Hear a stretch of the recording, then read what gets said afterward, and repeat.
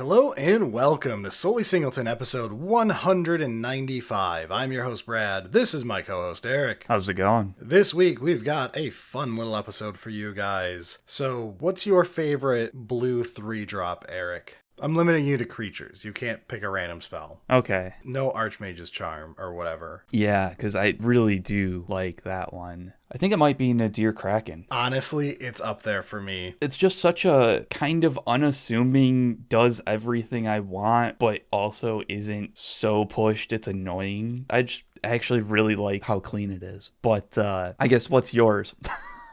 Honestly, Nadir Kraken is up there for me. However, one of mine is actually in today's episode, which is BrazenBorrower. Oh, yeah. But it's not in it in a direct way. We'll get to it. But today we're going to do a multi-card discussion on Manawars. That's Man-O-Wars, not Manawars, which sounds like an offshoot of magic. Oh, I see what you're saying. Welcome to a Midwestern accent. We don't pronounce shit.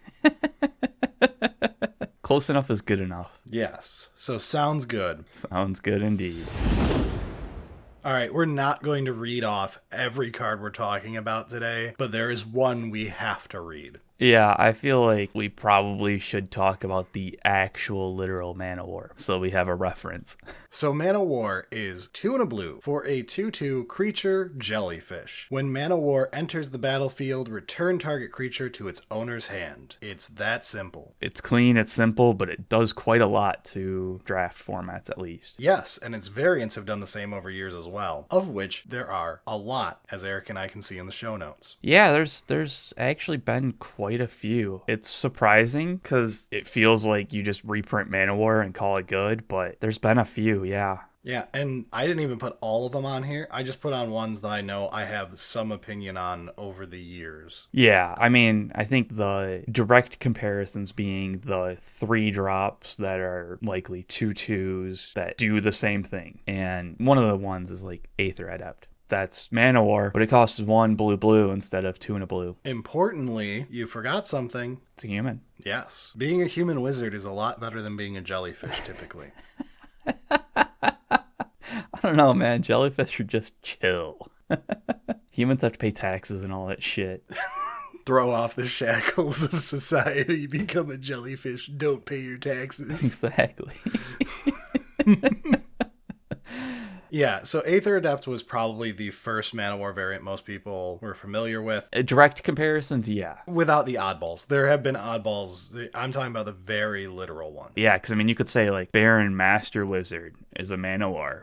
I have him under the strict Manawar. No. He is. He's a Manawar plus. Baron Master Wizard, not Baron Tolarian Archmage. Oh. The one that you can pay 2, sacrifice a permanent to bounce something. Yeah, I didn't add him to the list. You put him in a deck for me for EDH. I did.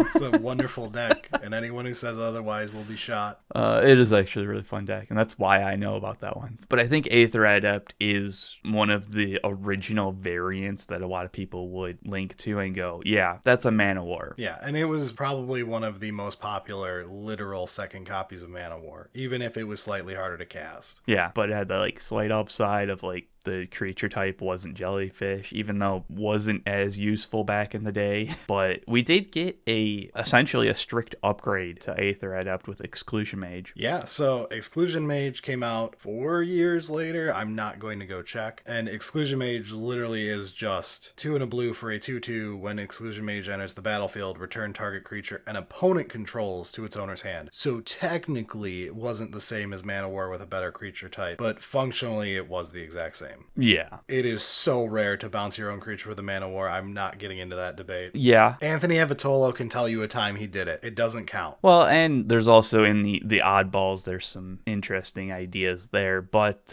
Exclusion Mage doesn't have flash, so yeah, not quite as useful on that one.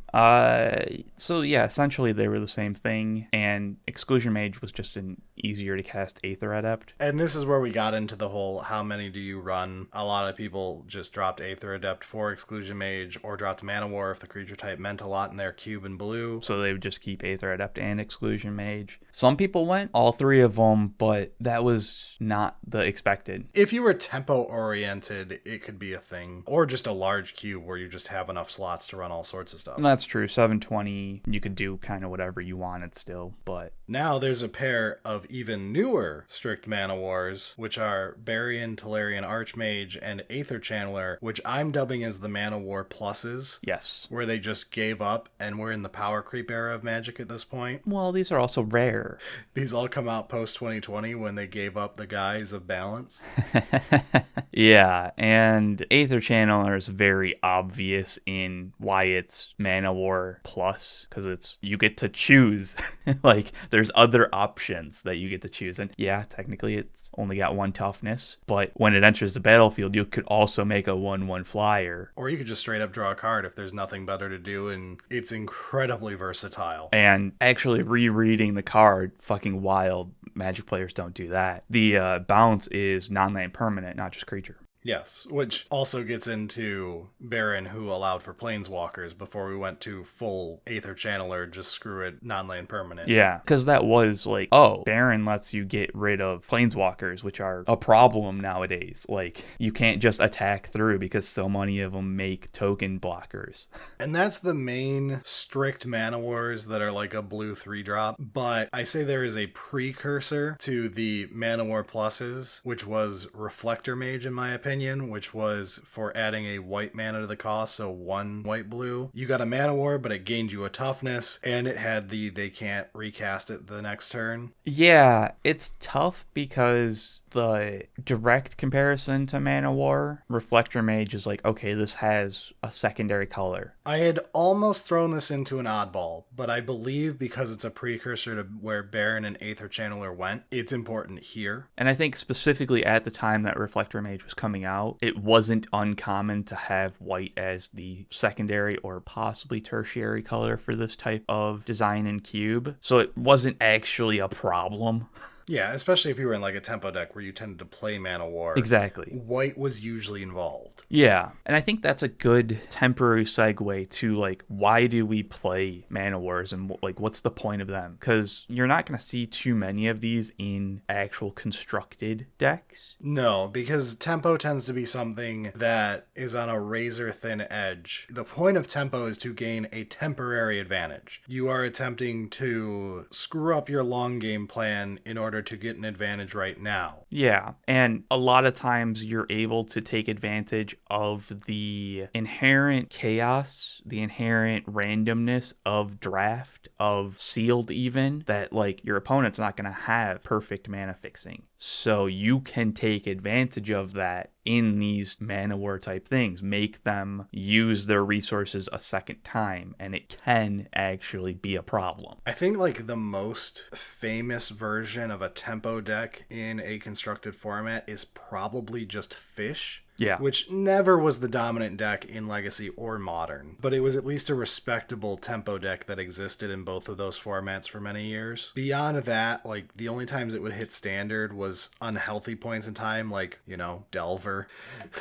Yeah, and those ones were always just their own efficiency problems more than really tempo, honestly. Yeah, and that's where we get into, like, where's the line between tempo and just playing a bunch of broken 1 to 3 drops. Yeah, and so it's one of those that Mana Wars work out quite well in the limited, the drafts, because they take advantage of your opponents potentially stumbling. And that temporary advantage, you can push and kind of close the game out before they really catch themselves and stabilize. Yeah, that's why it's very rare to find tempo in constructed, where it's harder to fail when you're so much more reliable. It is harder for tempo to actually knock you off your game. Right. And it's almost always fringe when it shows up, stuff like Ponza and stuff. Any land destruction style deck tends to fall under the tempo. Like, I'm not really solving the game here. I'm just trying to hopefully make you land starved to the point where I can take an advantage over you. Yeah, and in constructed, you just have so much redundancy built into decks that it's more difficult. So it really is Manawars doing their job in limited to mess with the opponents, and Reflector Mage shows that really well. And honestly, it was one of the premier cube Manawar variants, even though it had white in it. So I think there's some other non-3 drop Manawars. Do you want to go into the big ones or the just weird ones? Let's talk about how much harder it is to make a worthwhile Manawar above 3 mana. You're in a tempo game plan. You can't usually get much out of a high drop. The chance that you're going to have any temporary advantage from bouncing something at 5 or 6 mana is so low. Essentially, your opponent's got enough backup resources that, like, they'll be fine.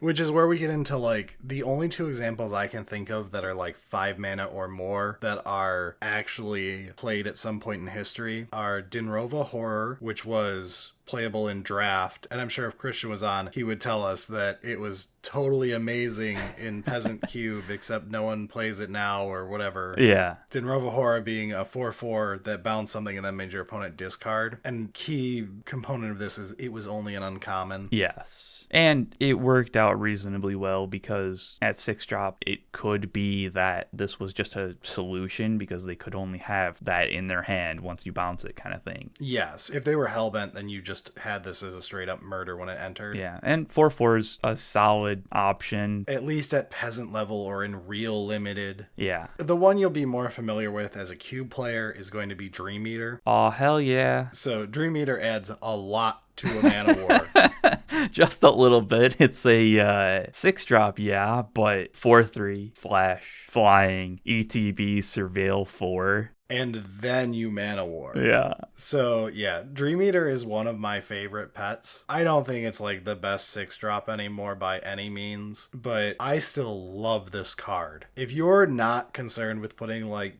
the most busted 6 drops in history in your cube, this one is close enough and is just insanely fun every time it resolves. It is fun. And I think one of the ways to look at like high drop Manawars is like, was it fun? Because you're not doing it really for the low drop tempo play. You're trying to do something more. And I would play this often in like blue-green mid-rangey decks. Yeah. Or just straight up as a reanimation target in a normal control deck with reanimation. Because if you accidentally got this out on turn 3, it was backbreaking. It self-fed the graveyard. It managed to put your opponent off their game when you're getting super ahead by cheating. Everything about it worked so well. It's actually pretty scary as a 4-power flyer. Yeah. And it does enough once you're playing it fair. If you're playing it fair, mid-combat, hopping down a 4-power creature and bouncing one of your opponent's creatures, it's probably going to at least trade and get a bounce. If not, just straight up murder something and bounce something. This one does also have the non-land permanent, so you could have other, like, oh, I'm going to get rid of this enchantment that you were banking on, or, you know, an artifact. Dream Eater is a Manawar, but not really played in the expected Manawar decks. Yes. It is worth noting something we haven't brought up is why Manawars in blue is so important, and that is because blue usually solves things through counters. Once something is resolved, it's too late. Yeah. So bouncing stuff that's on the board gives you a second chance. That's where it comes up, in my opinion, is tempo decks tend to have white. You have Exile. It's not that backbreaking. Right. But specifically, thinking of my Dream Eater games, if I'm in a blue-green mid-range deck, being able to bounce their 5-drop back to their hand or whatever, knowing that at worst, they cast it next turn, and if they don't, I'm able to counter it. This is part of where Reflector Mage was so good, is you would have your mana untapped before they had a second chance to cast it. Exactly. The flash with Dream Eater meant you could play it during their turn to bounce it back and go, okay, I've got a turn laid off kind of thing. I'm going to untap. I'm going to have the idea of I can counter it, or I could push the advantage hard and just go, nah, I'm going to kill you. Yeah, and it was nice because you would end up in states where it's like, I could counter this flat out, or I could just temporarily solve it if it's not an ETB creature that got a ton of value by using Dream Eater to bounce it on their turn at the end of turn or mid-combat, however it ends up. And then next time they cast it, I counter it for real, and I've taken 2 turns out of their game plan. Yeah, which, I mean, that whole strategy is how Manawars work, essentially. So it makes sense. It's just Dream Eater being a 6-drop. You're not really looking at it in the traditional Manawar decks, but no. Speaking of, we can move on to some of the more Manawars, but there's something different. Yes. So we've got our oddballs here. There is a lot of these in Magic history, as Eric joked with the Baron thing. Yeah, there are quite a few, and they're not all blue. There's some really, really weird ones in other colors. So I'm just going to mention ones that have had impact over history of Cube, or at least in formats that I know were popular. The first up is Mistraven, which was a common and was a terror in Avacyn Restored Limited, and from what I know is still used by some Pauper players. I have no idea about current Pauper Cube. Sorry, it's not our jam here. Yeah, I think at least relatively recently I've seen some, so. But Mistraven just increases the mana cost by 1 up to being a 4-drop, but you're a 2/2 flyer. Yeah, which is big. In Pauper, I understand that is a pain in the ass. Yeah. Adding flying to a Manawar for a mana is not bad at all. And in normal draft, when you could have, 3 of these in your random draft deck, it was obnoxious as hell. Yeah, it was. It was good, clean fun, right? Just killing somebody with a bunch of 2-power flyers, and you're just trying to play the same shit over and over again. And it was usually something real bad. Yeah. And you're like, just let me have it. One that I know used to be very common in Cube that people are wondering why I'm not remembering this part of history is Riftwing Cloudscape. Yeah. This gets into the whole, it's not a Manawar, it's not a 3-drop, but it does exactly the Manawar thing. It was often a delayed 2-drop. Sometimes you just played it for 5. Again, it had the flying, so it kind of mattered a little bit more. Yeah. Riftwing is a famous one historically in the olden days, where it was probably your second Manawar up until M12 or whenever Aether Adept came out. A big thing was also those decks didn't have the largest options for 2-drops. So it was okay, you can set up your future turns to kind of close the game out by taking this off. You're not too worried about anything that your opponent's doing, so you don't need to hold the counter spell. Yeah. It was a different time of Magic.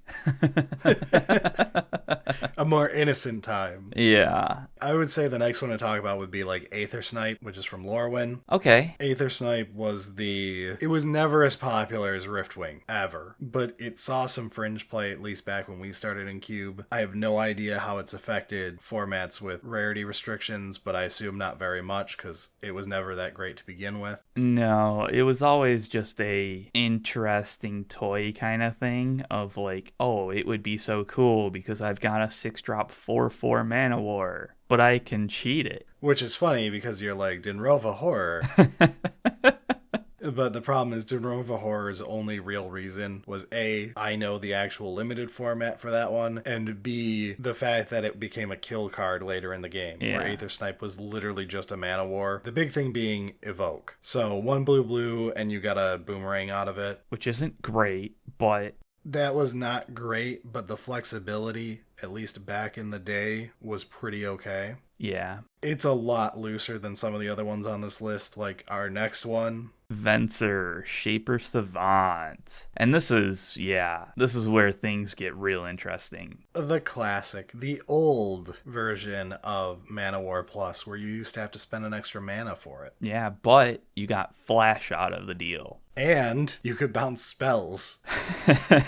Spell or permanent, which it didn't have any restriction really on it, which could matter depending on what their game plan was doing, but spells was the big thing. Yes, because he could come down as either a Manawar or as a Remand with a body. Having Flash, you could also protect some of your stuff depending on what's going on. It really was Venser is the Manawar plus because it just opened up so many more game plan options. It's hard to talk about Venser because, like, most people played him for many, many years, even if he's not in your current iteration. Still totally defensible. I think Venser's still a cool card and good enough. It's not one of those back in the day Riftwing Cloud Skates. I still think Riftwing is somewhat defensible to some extent. Nah. It's not worth it anymore. But in a lower power cube, you could get away with a Riftwing.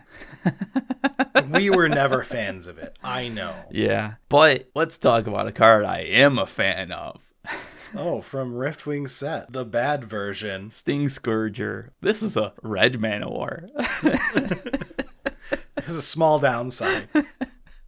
I mean, it's a 2 mana, 1 in red for a 2/2. ETB, bounce a creature. Awesome. It does also have the Echo 3 in a red.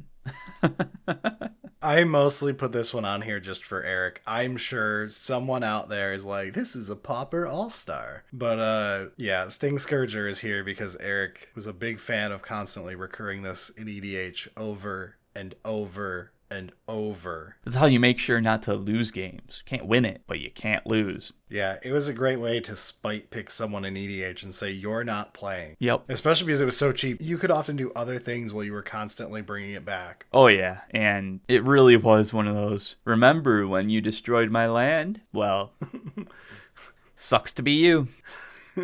I mean, I wouldn't say Sting Scourgeor is really a cube. But no, again, it is a common, and I'm pretty sure I've seen it in Pauper Cubes, but I don't know Pauper Cube enough to say anything on that. I have seen it in cubes, not particularly recently, but let's move on to the 3-drop that I think you were talking about as your favorite 3-drop potentially. Yeah, so BrazenBorrower is up there for me. BrazenBorrower is 1 blue for a 3/1 flash flying. They can only block creatures with flying. That has nothing to do with Manawar, I hear you say. Well, that's because it's attached to Petty Theft, which is an adventure. 1 and a blue for an instant, return target non-land permanent opponent controls to its owner's hand. It's a 5-drop Manawar. Yeah, exactly. Wow, it's so bad. It must be a very cheap card. Oh. No, it turns out that putting a very strong tempo flyer body attached to a Manawar effect you can also play. And the fact that it's split up and you can do these on layaway or whatever you want to call it.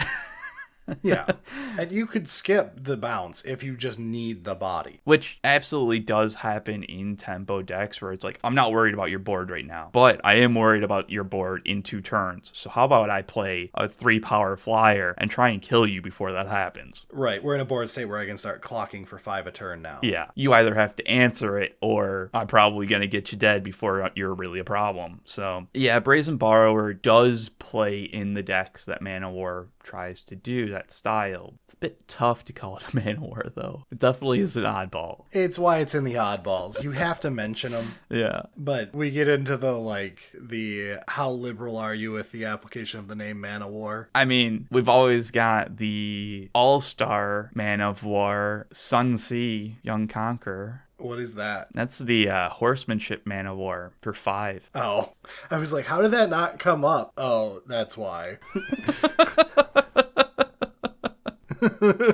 But yeah, I mean, there's plenty of other oddballs that we could talk about, and there's some really weird ones in other colors, but these are the ones that I would expect to bring up, kind of thing. Yeah, and I think that's enough for this week. We had a shockingly long conversation about a pretty simple creature. Hey man, I like Manawar, okay? I don't think Manawars are too common to see anymore in a literal sense. All the replacements are very common to see in modern cubes. I expect most people are running Aether Channeler or Baron at this point. Probably both. Maybe you've got an Exclusion Mage in there if you're a little spicy. Reflector Mage. Reflector Mage, yes, like a 50-50, you might end up having it. There's a lot of good blue-white cards, though. That's true. It all depends on if you're trying to push tempo or... That's a fun topic, is trying to rank every Azorius card worth mentioning. Oh, that would be... That'll cause fights. Maybe that'll be an episode. Well, not next week, but in the potentially nearish future. That's a great segue into our outro and getting us out of here for the week. Sounds good.